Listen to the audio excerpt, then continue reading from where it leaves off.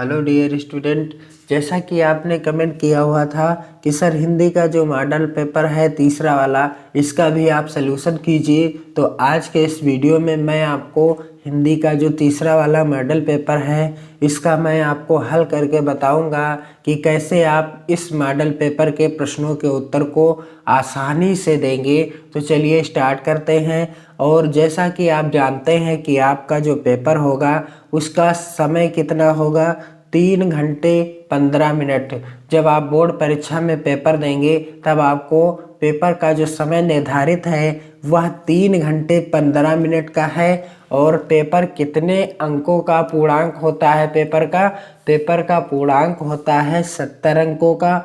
और निर्देश में लिखा रहता है कि प्रारंभ के जो 15 मिनट हैं वह परीक्षार्थियों को प्रश्न पत्र पढ़ने के लिए निर्धारित हैं। और इस प्रकार से प्रश्न पूछे जाते हैं। प्रश्न संख्या 1 का यहाँ पर आप देख सकते हैं, काफ़ी आसान होते हैं प्रश्न। यदि आप इन्हें थोड़ी मेहनत के साथ याद कर लेंगे तब आपको याद हो जाएंगे।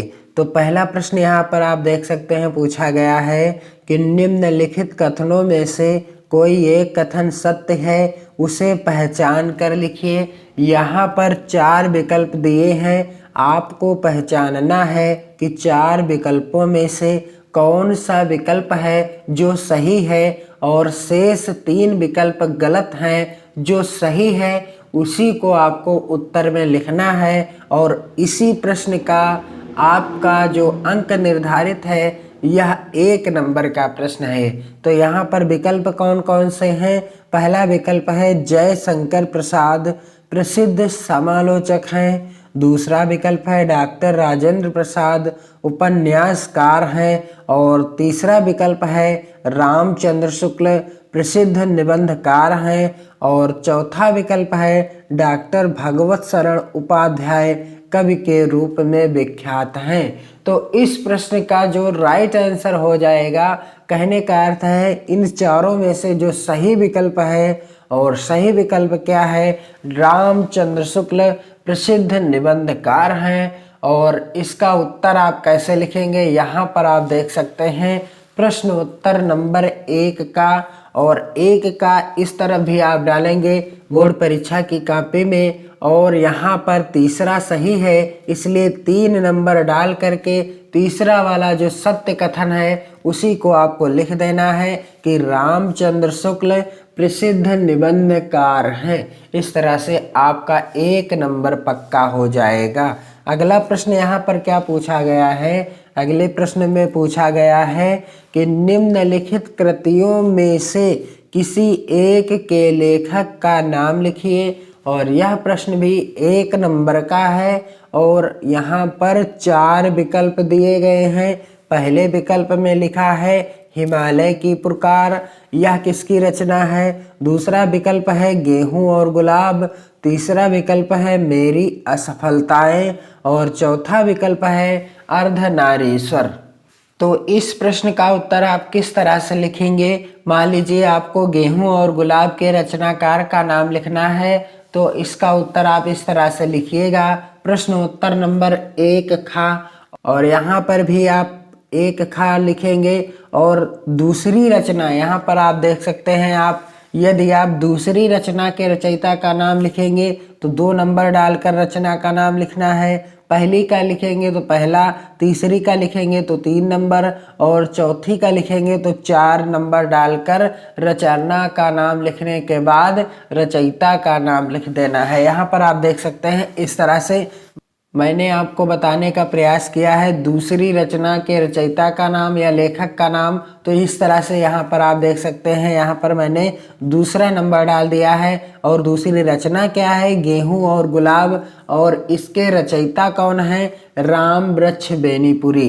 कौन है गेहूं और गुलाब के रचनाकार या लेखक, राम वृक्ष बेनीपुरी। अगला प्रश्न पूछा गया है त्याग पत्र के रचनाकार का नाम लिखिए। और इसका उत्तर काफ़ी आसान है और यह प्रश्न 2021 बोर्ड परीक्षा के लिए मोस्ट इम्पोर्टेंट है। इसे आप रट लेंगे और इस प्रश्न का उत्तर इस तरह से हो जाएगा, प्रश्न उत्तर नंबर 1 का। और यहाँ पर भी आप इस तरह से लिखेंगे एक गा, और इस तरह से आपका उत्तर हो जाएगा। त्याग पत्र के रचनाकार कौन है? जैनेन्द्र कुमार जी हैं। कौन है? जैनेन्द्र कुमार जी हैं। त्यागपत्र किसकी रचना है? कभी कभी इस तरह से प्रश्न आता है कि त्यागपत्र किसकी रचना है, तो राइट आंसर हो जाएगा जैनेन्द्र कुमार।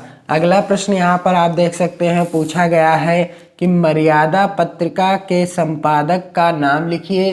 1 नंबर का प्रश्न है, तो इस प्रश्न का उत्तर आप किस तरह से देंगे? यहाँ पर आप देख सकते हैं प्रश्न उत्तर नंबर 1 घा डालेंगे, और मर्यादा पत्रिका के संपादक कौन है? मर्यादा पत्रिका के संपादक मुंशी प्रेमचंद जी हैं। कौन है? मुंशी प्रेमचंद जी हैं। और यह भी प्रश्न बोर्ड परीक्षा 2021 के लिए महत्वपूर्ण है। मर्यादा पत्रिका के संपादक मुंशी प्रेमचंद जी हैं। अगला प्रश्न क्या पूछा गया है? अगला प्रश्न पूछा गया है कि कलम का सिपाही किस साहित्यकार की जीवनी है, और इसका जो उत्तर होगा वह क्या होगा? यहाँ पर आप देख सकते हैं कलम का सिपाही किसकी जीवनी है, इसका उत्तर हो जाएगा प्रश्नोत्तर नंबर 1 अंगा डालने के बाद आप लिखेंगे उत्तर इस तरह से कि कलम का सिपाही अमृत राय की जीवनी है। किसकी जीवनी है? अमृत राय की जीवनी है। अगला प्रश्न यहाँ पर पूछा गया है प्रश्न संख्या 2 का में पूछा गया है छायावाद की 2 विशेषताएं बताइए। यहाँ पर जो दूसरा प्रश्न पूछा जाता है इसमें छायावाद युग, रीतकाल और आदिकाल, इन तीनों कालों में से किसी एक काल की विशेषता जरूर पूछी जाती है। साथ ही साथ प्रगतिवाद युग और प्रयोगवाद युग की भी विशेषताएं पूछी जाती हैं। तो आपके लिए मैंने वीडियो बना दिया है जिसमें प्रगतिवाद, छायावाद, रीतकाल और आदिकाल की प्रमुख विशेषताओं का वर्णन मैंने बता दिया है। आप वीडियो को देख लीजिए। मॉडल पेपर में भी बनाया हुआ है और महत्वपूर्ण प्रश्नों में भी बनाया हुआ है। आप चैनल की प्लेलिस्ट में जाकर चेक कर सकते हैं। आपके लिए महत्वपूर्ण प्रश्नों का मैंने वीडियो अपलोड कर दिया है। तो इस प्रश्न का उत्तर क्या हो जाएगा? प्रश्न उत्तर नंबर 2 का, और 2 का प्रश्न उत्तर नंबर डालने के बाद छायावाद युग की विशेषताओं को बताना है, तो आपको हेडिंग डालना होता है छायावाद की 2 विशेषताएं। इस तरह से आप हेडिंग डालेंगे छायावाद युग की 2 विशेषताएं। सबसे पहली विशेषता क्या है? प्रेम सौंदर्य का चित्रण। आसान से भी आसान विशेषता यहाँ पर मैंने आपको लिखकर बताया है। प्रेम सौंदर्य का चित्रण छायावाद युग की पहली विशेषता है, और दूसरी विशेषता है रहस्यवादी भावना। आप इन्हें रट लेंगे, प्रेम सौंदर्य का चित्रण और दूसरी विशेषता है रहस्यवादी भावना। अगला प्रश्न पूछा गया है रीतकाल की 2 प्रमुख विशेषताएं बताइए। यहाँ पर यह प्रश्न भी 2 नंबर का पूछा गया है, और छायावाद की 2 विशेषताएं लिखिए। यह प्रश्न भी 2 नंबर का पूछा गया था।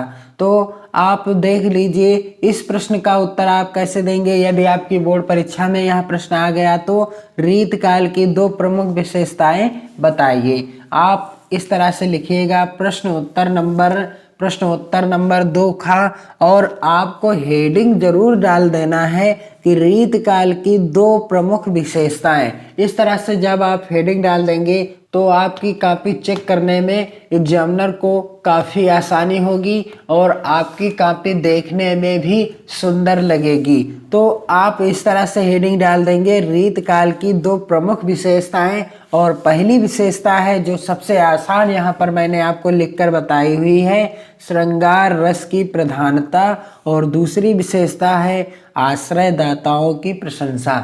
दूसरी विशेषता क्या है? आश्रयदाताओं की प्रशंसा, और पहली विशेषता है श्रृंगार रस की प्रधानता। अगला प्रश्न यहाँ पर आप देख सकते हैं क्या पूछा गया है।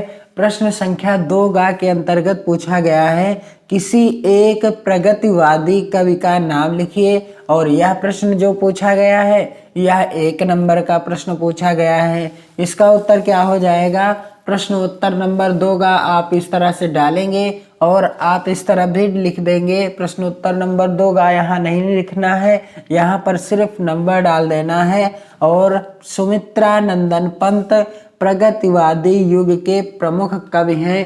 क्या हैं? प्रगतिवादी युग के प्रमुख कवि हैं।